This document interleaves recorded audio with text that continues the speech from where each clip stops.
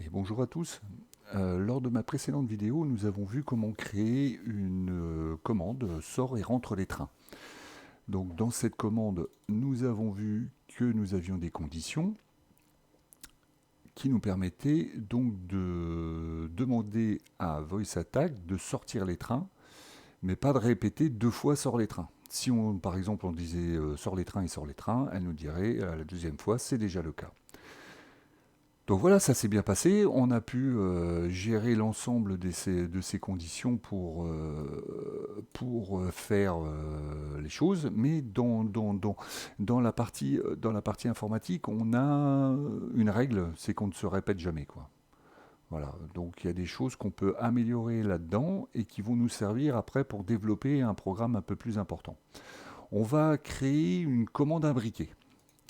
Donc une commande imbriquée, c'est une commande que vous pouvez réutiliser dans chaque commande. C'est-à-dire que j'en ai créé une, je lui ai dit c'est une commande, hein, tout simplement. Ici je mets when I say trait d'atterrissage rentrée-sortie, et je mets des doubles cotes. Alors c'est une règle pour moi, je mets des doubles cotes. Pourquoi? Pour que quand je vais chercher une commande, je sache à peu près où elle est. Hein, parce qu'on n'a pas de possibilité de trier les commandes, elles sortent par ordre alphabétique. Donc cette commande, je la désactive à la parole. C'est-à-dire que j'aurais beau dire double code, train d'atterrissage, rentrée-sortie, double code, VoiceAttack ne l'enregistrera jamais et ne la trouvera jamais. C'est une commande que l'on réserve en interne à VoiceAttack. Donc je lui ai mis en keypress L, donc en fait, edit keypress, donc d'aller chercher le L quand cette commande est appelée. Elle, pour moi, c'est sort les trains d'atterrissage ou rentre les trains d'atterrissage.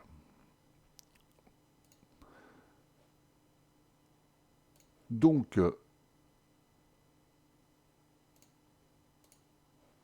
on a maintenant dans notre commande, on va pouvoir remplacer cette phrase ici.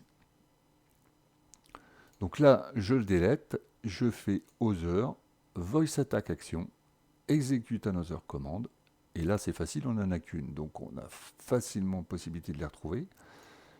OK, je copie, je duplicate, je vire cette commande-là, je valide, j'applique, et normalement ça fonctionne tout pareil qu'avant. Sort les trains, elle sort les trains, reboot, sort les trains, C'est déjà le cas. rentre les trains, Je rentre les trains d'atterrissage. sort les trains, Je sors les trains d'atterrissage. voilà. Donc ça fonctionne tout parfaitement. C'est une façon pour nous d'aller rechercher, si vous avez plusieurs commandes où vous devez interdire ou sortir les trains en automatique, etc. Ça va vous permettre de le faire très facilement sans répéter keypress, machin bidule. Vous faites voice attack action, hein, comme vous voyez, vous faites voice attack action, execute another command, ou CTRL E, hein, tout simplement, quand vous connaissez les raccourcis, et vous pouvez insérer votre commande. Donc c'est le même nombre de lignes, mais par contre, vous avez un petit peu plus de souplesse pour quand vous allez créer des commandes, pouvoir les réutiliser. Voilà, hein, c'est ça l'idée. On pourrait même faire euh, double cote ici, double cote, on décoche ça,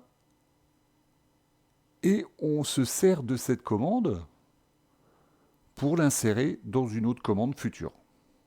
Vous voyez l'idée? C'est de se dire, les commandes, vous pouvez les dupliquer et les réutiliser dans d'autres choses. Sauf qu'il faut changer cette partie-là un petit peu. Donc le double cote, c'est bien, simple cote aussi, hein, voilà. De façon à pouvoir la réutiliser facilement et la retrouver dans les exécutables de VoiceAttack.